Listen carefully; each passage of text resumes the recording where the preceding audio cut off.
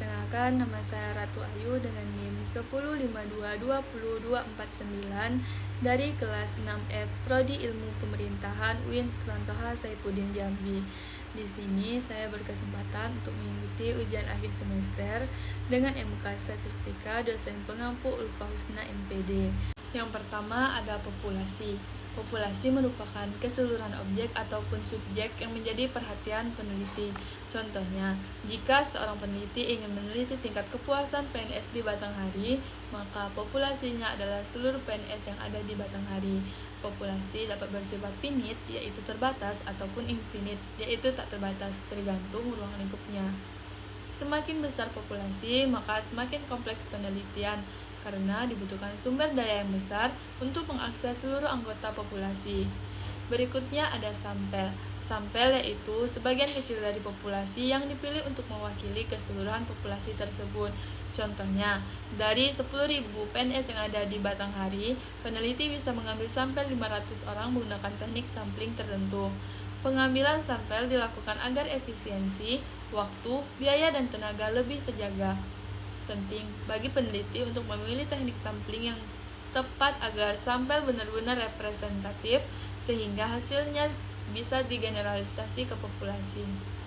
Yang kedua ada teknik pengambilan sampel, yaitu cara atau metode yang digunakan untuk memilih sebagian anggota dari populasi sebagai wakil atau representasi untuk dijadikan sumber data penelitian.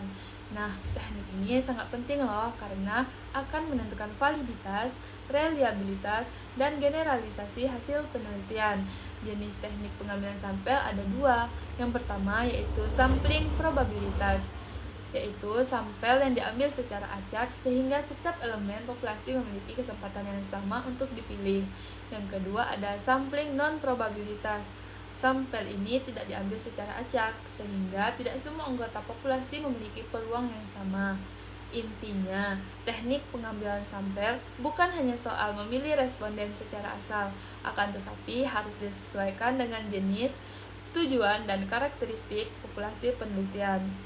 Peneliti juga harus memahami kelebihan dan kelemahan tiap teknik agar dapat memaksimalkan validitas data dan keandalan hasil penelitian. Ketiga, ada uji validitas, yaitu sebuah proses untuk mengukur sejauh mana instrumen penelitian seperti kuesioner ataupun angket mampu mengukur apa yang seharusnya diukur. Nah, tujuan uji validasi ini yaitu untuk memastikan bahwa data yang diperoleh dari instrumen benar-benar mewakili variabel yang diteliti. Selanjutnya yaitu menghindari kesalahan pengukuran dan bias data.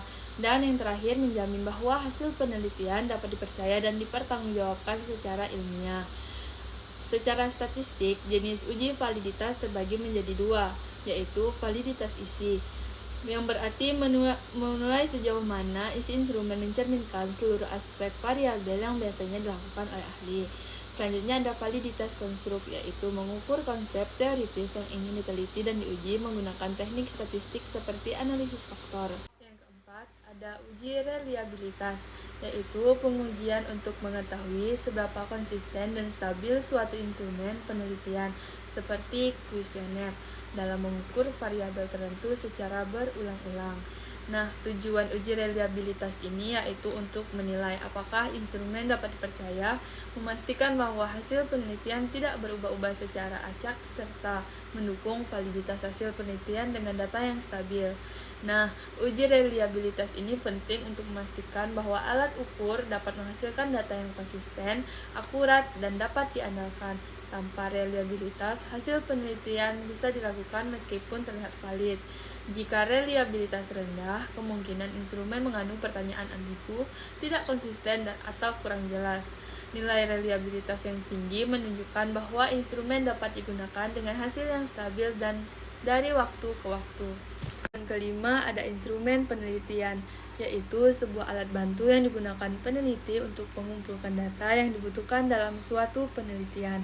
Contohnya seperti angket, kuesioner, wawancara, lembar observasi, tes, ataupun dokumentasi.